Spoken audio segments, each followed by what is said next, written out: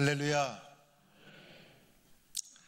사순절을 지나면서 누가복음에 나오는 기도에 대한 말씀을 계속해서 전해드리고 있습니다. 기독교는 기도교라고도 합니다. 물론 다른 종교에도 기도 행위가 있습니다. 미신적인 종교에도 기도 행위가 있습니다. 그런데 기독교의 기도는 다른 종교와 차원이 다릅니다. 기독교 기도에 중요한 세 가지 요소가 있죠. 기도의 대상 하나님이 분명하다는 것, 성령의 도우심으로 기도한다는 것, 예수 그리스도 이름으로 기도를 마친다는 것, 성부, 성자, 성령이 기독교 기도의 중요한 세 가지 요소입니다. 우리는 그냥 대상도 모르고 기도하는 것이 아닙니다. 세상의 미신적인 종교는 기도를 정성으로 표현하기도 합니다. 그래서 대상도 모르고 어떠한 과정을 통해서 기도가 이루어지는지도 모르고 자신의 소망을, 정성을 드리는 것으로 간주하지만은 기독교의 기도는 기도의 대상이 분명하다는 것입니다. 우리의 기도를 들으시는 분이 분명하다는 것입니다. 그분은 바로 여호와 하나님이십니다. 하나님에 대한 분명한 고백과 자각이 우리 속에 있어야 되는 것이죠. 하나님이 도대체 어떠한 분이십니까?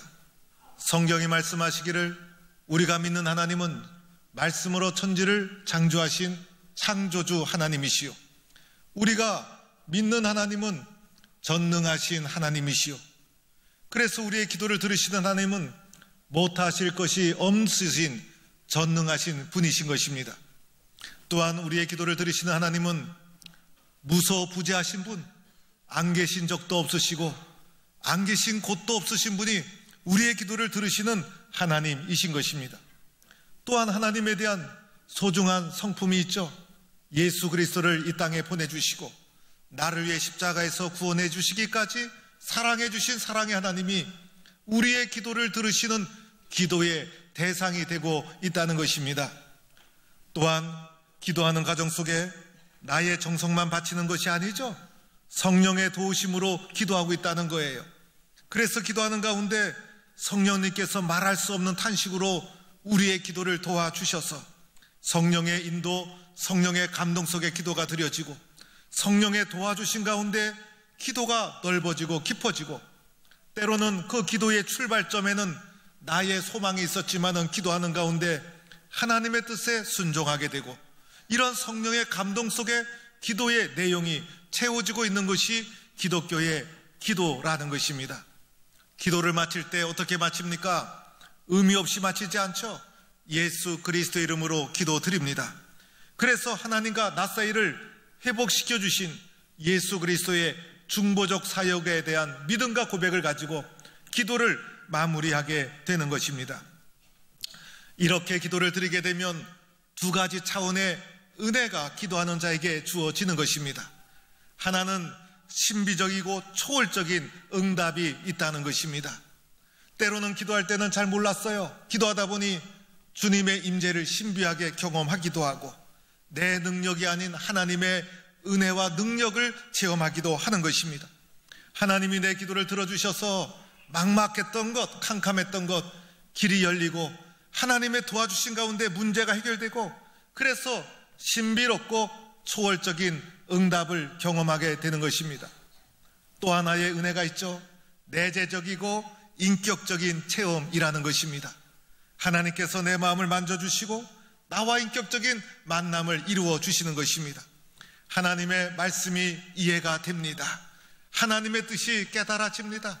하나님께서 기도하는 가운데 때로는 나를 설득해 주십니다.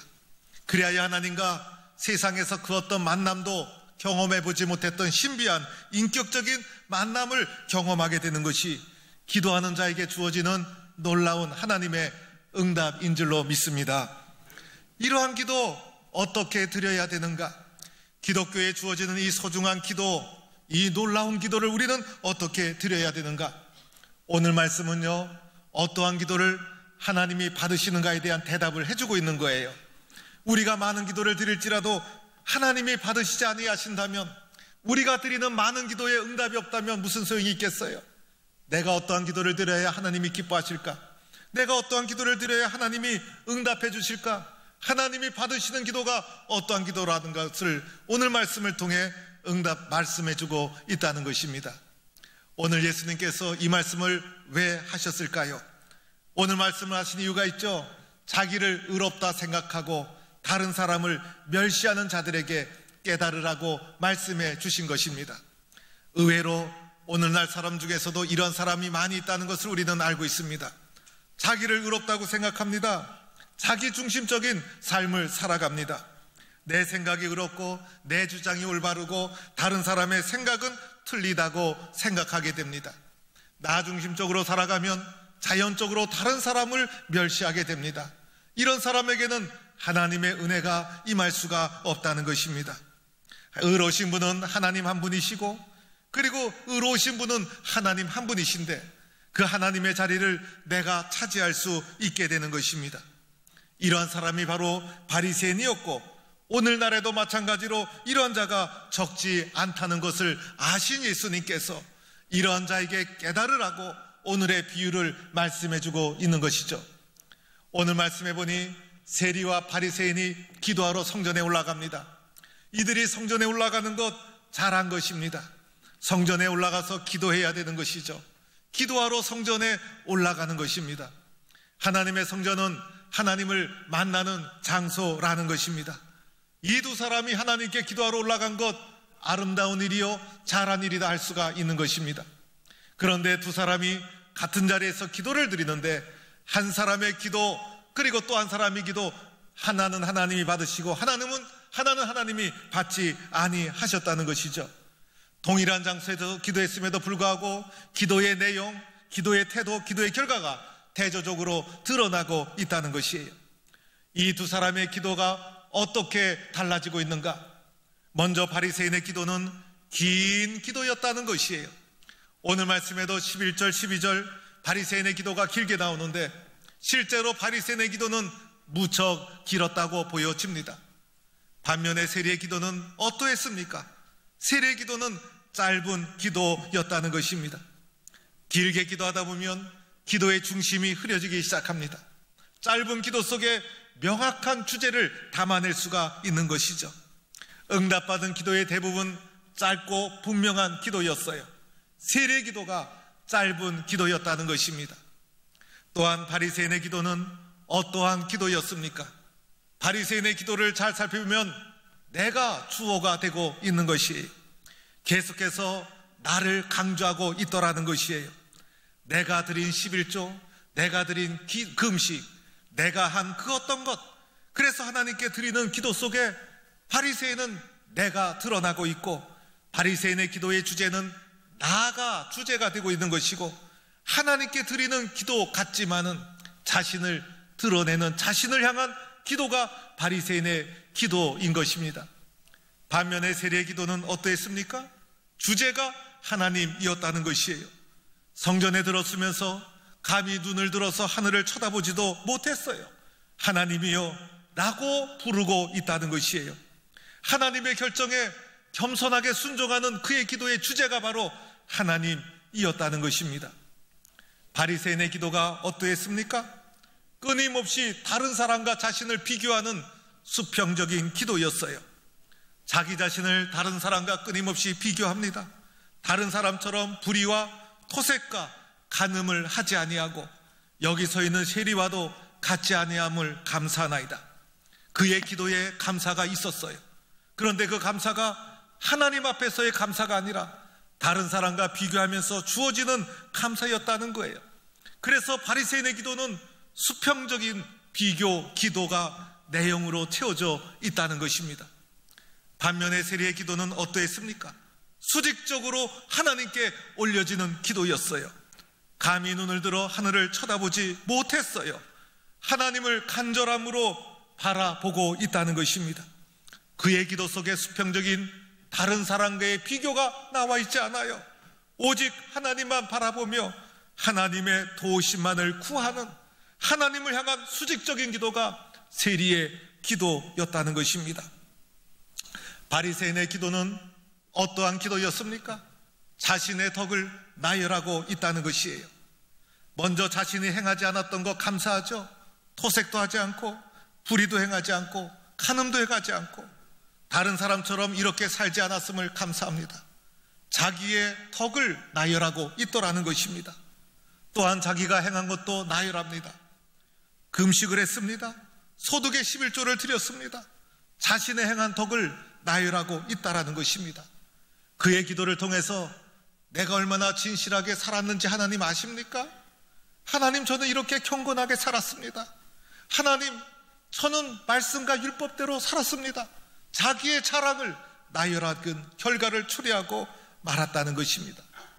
그런데 세리의 기도는 어떠했습니까? 자신을 자랑하지 않았습니다. 자신이 도리어 죄인임을 고백합니다. 주님, 나는 죄인입니다. 하나님 앞에 자신의 죄인임을 고백합니다. 가슴을 치며 하나님이여 나를 불쌍히 여기소서. 하나님이여 나는 죄인입니다. 하나님의 자비에 호소합니다. 통회하는 심령으로 하나님 앞에 기도하고 있더라는 것입니다.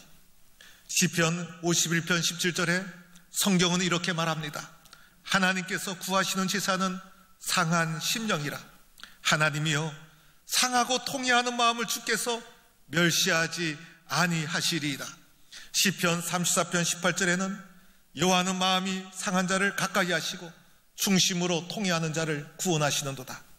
하나님이 기뻐하시는 기도가 무슨 기도인가를 오늘 본문을 통해서 우리에게 말해주고 있다는 것입니다. 바리새인은요, 성실한 사람이었어요. 의로운 사람이었고 그리고 훌륭한 종교인이었어요. 경건하게 살았던 사람임이 분명합니다. 많은 사람의 존경을 받았을 거예요. 남다른 열정을 가지고 말씀에 순종하는 사람이었을 것입니다. 성전을 자주 찾았고 성전을 올라갈 때도 당당하게 올라갔던 사람입니다. 그리고 기도를 드릴 때도 가운데 서서 하나님 앞에 자신을 드러낼 수 있었던 사람이 바리새인이었어요. 그러나 세리는 어떠했습니까? 죄인 중에 죄인이었고 민족의 반역자로 불리던 사람이었어요. 다른 사람의 손가락질을 받으며 성전을 올라가야만 되었어요. 성전에 가서도 가운데 설 수가 없었어요. 다른 사람의 손가락, 눈총이 무서워서 한쪽 구석에 기대어 서서 간신히 하나님을 찾았을 거예요. 모든 사람은 바리새인들을 주목했을 거예요. 그의 기도, 그의 삶이 너무나 훌륭했기 때문이었어요. 그를 칭찬했어요. 그를 우러러봤어요. 그를 인정하고 있었다는 것입니다. 예수님도 마땅히 바리새인을 칭찬했어야만 했어요. 그런데 놀랍게도 예수님은 이렇게 말씀하십니다. 저 바리새인이 아니다. 이 사람 세리가 하나님께 의롭다함을 받았다는 것이 예수님의 말씀이었습니다. 사랑하는 성도 여러분, 오늘 이 말씀을 통해 예수님이 우리에게 말씀하시는 것이 무엇입니까? 하나님이 받으시는 기도, 그 기도가 어떤 기도가 되어야 되는가를 말해주고 있지 않습니까? 세리와 같이 겸손한 기도, 자신을 낮추는 기도, 하나님을 천적으로 의지하는 기도, 하나님 중심의 겸손한 기도, 낮추는 자를 하나님이 높여주시는 겁니다. 이렇게 기도할 것을 가르쳐주고 있다는 것입니다. 기도하는 자가 세리 아니었습니까? 죄인 중에 죄인 아니었습니까? 여러분이 한 주간 어떻게 살아왔는지 하나님은 이 시간 여러분에게 일일이 다 묻지 않아요. 여러분이 어떻게 살아왔든지 어쩌면 상관이 없어요. 그러나 기도하는 이 순간, 하나님 앞에 서 있는 이 순간, 세리처럼 하늘을 우러러보며 통회하는 심정으로 하나님, 나를 불쌍히 여기소서. 말씀대로 살고자 했지만은 말씀대로 살지 못했습니다. 하나님 의지하며 살려고 했지만은 하나님 믿음대로 살지 못했습니다. 하나님, 나를 불쌍히 여겨주세요. 나는 죄인입니다. 나는 연약합니다. 하나님 앞에 겸손하게 수직적인 기도를 드리는 그 기도를 하나님이 받으시고 있는 줄로 믿습니다. 오늘 이 말씀을 통해서 나는 어떠한 기도를 드려야 되는가? 나는 어떠한 기도를 드리고 있는가를 주님은 묻고 있다는 것입니다. 겸손한 기도, 두렵고 떨림으로 하나님을 의지하는 기도, 그 기도가 하나님의 능력이 함께 역사하게 되는 것입니다. 그런 기도가 일어나는 곳에 풍의 역사가 일어나는 거예요.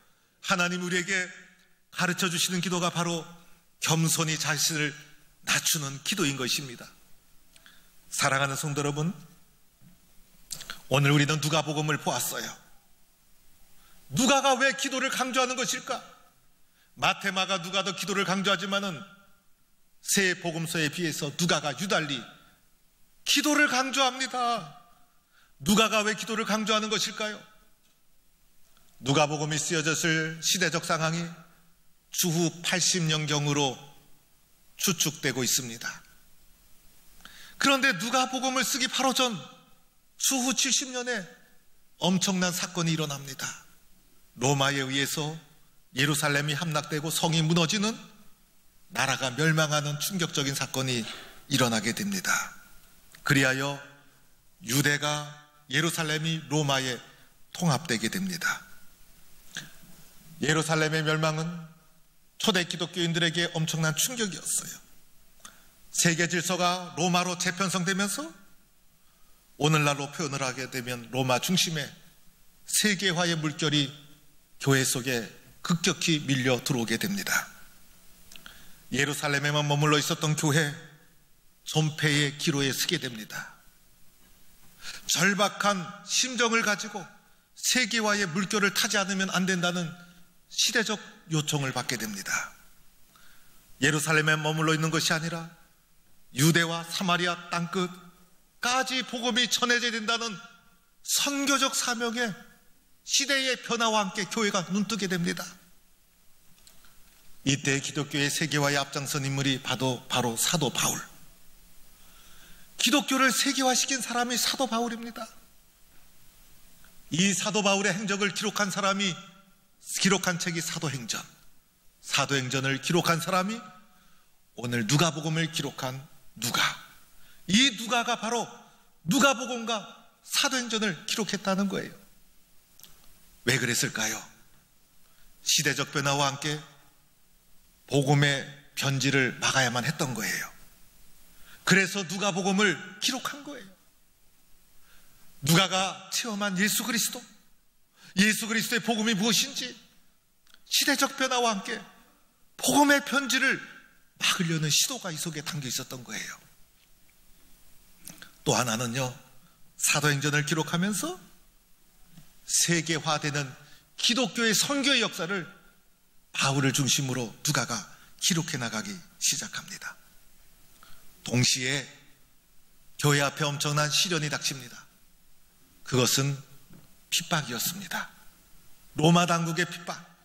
그래서 초대교회 사도들이 순교하고 많은 사람들이 형장의 이슬로 사라지게 되면서 초대교회 힘과 능력으로 감당할 수 없는 엄청난 시대적 핍박과 환란이 교회 앞에 밀어 닥치게 됩니다. 이 시련, 이 고난, 이 엄청난 변화 어떻게 헤쳐나갈 수 있을까? 누가는 누가복음을 통해서 초대교회 성도들에게 예수님이 가르쳐 주신 문제 해결의 길을 제시하고 있는 것입니다. 그것은 바로 기도입니다. 기도 외에는 길이 없다는 거예요. 인간의 힘과 능력으로 이 환난과 시련을 이길 수가 없어요. 기도 가운데 주시는 힘이 있고, 기도 가운데 길이 있고, 기도만이 엄청난 시련을 이길 수 있는 하나님의 능력의 통로라는 것입니다. 오늘도 마찬가지죠. 우리 기독교 한국교회는 내외적인 심각한 도전을 받고 있습니다. 국가, 정치, 경제는 혼란 속에 빠져 있습니다. 중국, 미국, 일본, 북한 틈바구니 속에서 우리나라의 국제 정세는 날로 불안해지고 있습니다. 인간의 힘과 우리의 능력으로 이 환난과 시련을 어떻게 헤쳐나갈 수 있을까? 누가는 오늘 우리에게 말씀하고 있는 것입니다. 기도하는 백성은 산다는 것입니다. 기도 속에 하나님의 은혜가 있다는 것이에요. 기도 속에 하나님의 도움의 손길이 있다는 거예요. 기도하는 백성과 교회는 결코 쓰러지지 않는다는 것을 그의 복음서를 통해서 우리에게 가르쳐주고 있다는 것입니다. 저는 3주에 걸쳐서 누가가 가르쳐주신 기도에 대해서 말씀을 드렸어요. 그런데 그 본문은 마가복음과 마태복음에 나오지 않는 본문이었어요. 누가복음에만 나오는 복음, 기도에 대한 말씀이었습니다. 그 말씀을 통해서 누가가 우리에게 말씀해 주는 것이 몇 가지가 있었죠? 먼저는 우리의 기도를 받으시는 하나님의 분명한 응답을 말씀마다 아주 선명하게 강조하고 있어요. 친구의 간청을 들어줄 수밖에 없다는 거예요. 가부의 끈질긴 기도를 불의한 재판관임에도 들어줄 수밖에 없다는 거예요. 이 말씀을 통해서 우리의 기도를 들어주시는 하나님, 하물며 택하신 자들의 간구를 분명히 들어주신다는 하나님의 응답의 확실성을 우리에게 강조하고 있습니다. 동시에 기도하는 자의 태도를 말씀해 주고 있죠. 어떠한 기도를 드려야 되는가? 친구를 위하여 간청하는 간절한 기도, 억울함을 호소하는 과부의 끈질긴 기도, 더하여 오늘 말씀을 통해서 세리의 겸손한 기도, 이 기도가 우리가 가져야 될 기도의 바른 자세요. 이런 기도를 하나님이 받으시는 것이고, 이런 기도에 확실한 하나님의 응답이 있다는 것을 말해주고 있는 것입니다. 바리새인의 기도 왜 응답되지 않았죠? 자기를 드러내는, 자기를 옳다고 생각하는, 자기를 과시하는 자기 중심적인 기도였기 때문인 것입니다. 아무리 힘들고 아무리 어려워도 하나님 앞에 드리는 간절한 기도, 끈질긴 기도, 겸손한 기도, 우리 주님께서 반드시 들어주실 줄로 믿습니다. 우리 교회 심야기도회가 매주간 진행됩니다. 심야기도회 들어오면 로비에서 작은 물병을 줍니다. 그 물병은 심야기도회 시간에만 받을 수 있는 거예요. 왜 물병을 줄까요? 간절히 기도하라고, 열심히 기도하라고. 기도하다가 목이 마르면 물을 좀 마시고 목을 좀 축이고 또 다시 기도하라고. 그래서 열심히 기도하라는 상징적 의미로 작은 물병을 드리게 됩니다. 그런데 그 물병에 슬로건 표를 하나 적어놨죠. 기도, 내 삶의 시작과 끝. 기도, 내 삶의 시작과 끝. 이런 표를 적어놨어요. 기도가 우리의 삶의 시작이요 끝이 되어야 합니다. 사랑하는 성도 여러분, 인생을 살면서 여러분이 할 수 있는 것이 많습니까? 할 수 없는 것이 많습니까? 할 수 없는 것이 많은 거예요. 나이가 들수록 점점 할 수 없는 것이 더 많아져요. 할 수 있는 것은 여러분이 하면 되는 거예요. 그런데 우리의 인생의 문제는 할 수 없는 것 때문에 인생에 문제가 생기는 거예요. 이 할 수 없는 것을 어떻게 할 것인가? 할 수 없는 것 때문에 낙심하고 절망하고 실패하고, 이 할 수 없는 것이 우리의 인생을 결정하더라는 거예요. 이 할 수 없는 것 때문에 꼭 해야 되는 것이 있죠. 바로 기도라는 것입니다. 기도는 할 수 있지 않습니까? 내가 할 수 없는 그 많은 것이 하나님 앞에 내가 드리는 기도에 의해서 결정되고 있다는 것입니다. 내가 하나님 앞에 기도를 드릴 때 하나님은 우리의 기도를 기쁘게 받아주십니다. 그러나 그 모든 기도에 응답하시는 것은 아니에요. 그러나 누가가 우리에게 가르쳐 주신 대로 간절하게 기도하고 포기하지 않고 끈질기게 기도하고 오늘 세리처럼 겸손하게 자기를 낮추는 기도를 하나님께 올려드릴 때 하나님이 어떠한 기도를 받으실까? 바로 그러한 기도를 받으시고 우리가 할 수 없는 그 많은 것 하나님의 능력이 덧입혀 주시고 하나님의 은혜가 덧입혀 주셔서 기도에 응답해 주시는 하나님의 역사와 은혜로 세상을 이겨나가는 하나님의 사람이 되어질 줄로 믿습니다. 이런 사람으로 주님 앞에 살아가는 성도가 되기를 주의 이름으로 간절히 축원합니다.